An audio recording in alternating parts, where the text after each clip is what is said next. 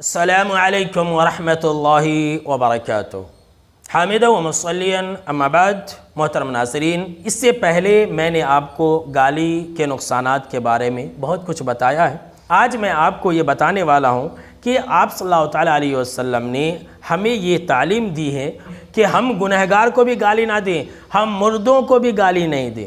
आजकल हम और आप यही तो करते हैं। जो लोग मर गए हैं उनको भी गालियाँ देते हैं, और अगर कोई गुनहगार है, कोई पापी है, तो उसको भी गाली देते हैं। ऐसा हरगिज़ ना क्या करें। जैसा कि अम्मा आयशा रज़ी अल्लाह ताला अन्हा, रावी ये हदीस है, कहती हैं कि आप सल्लल्लाहु ताला अलैहि वसल्लम का ये फरमान है, ला तसब्बुल अमवात, कई लोगों मुर्दों को गाली मत दिया करो।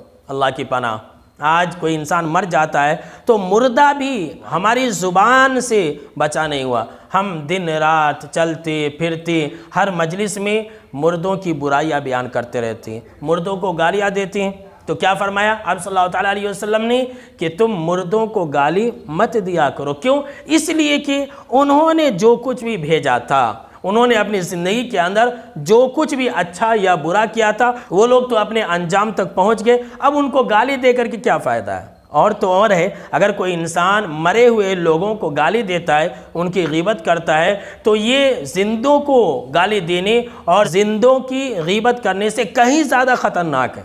क्यों? अब देखिए, अगर किसी इंसान ने किसी जिंदे को गाली दिया, उसकी ग़ीबत की, तो इस बात की गुंजाइश है कि जा करके उससे माफ़ी मांग ले और वह इंसान इसको माफ़ कर दे।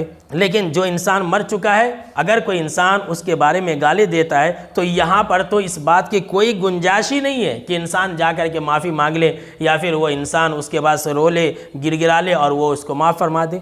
ऐसी बात तो है ही नहीं। लिहाजा मुर्दे को गाली देने से बचा करें, किसी भी हाल में मुर्दे को गाली ना दिया करें, बल्कि जहाँ तक हो सके मुर्दों के बारे में अच्छा ही बोला करें, अच्छा ही कहा करें।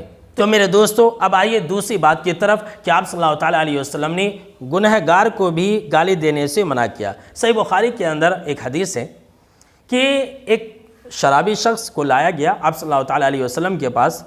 तो आप सल्लल्लाहु तआला अलैहि वसल्लम ने सहाबाए किराम से कहा कि उसे मारो, उसे तकलीफ़ दो, उसे तुम सज़ा दो। सहाबाए किराम ने उसे तकलीफ़ दी, उसे सज़ा दी। किसी ने उसे लात से मारा, किसी ने उसे पाँव से मारा, यानी कि उसे तकलीफ़ दी गई, उसे सज़ा दी गई। सज़ा देते देते लोगों में से किसी इंसान ने यह कहा कि अल्लाह तुझे जलील और रुसवा करे, अल्लाह तुझे हिला को बर्बाद करे, इस तरह का जुमला कहा। तो आप सल्लल्लाहु तआला अलैहि वसल्लम ने फ़ौरन वहाँ पर उनको रोका और कहा कि ला तक़ुलू हकज़ा, कि तुम ऐसा ना कहो, तुम इस तरह से मत कहो कि अल्लाह तुझे जलील और रुसवा करे।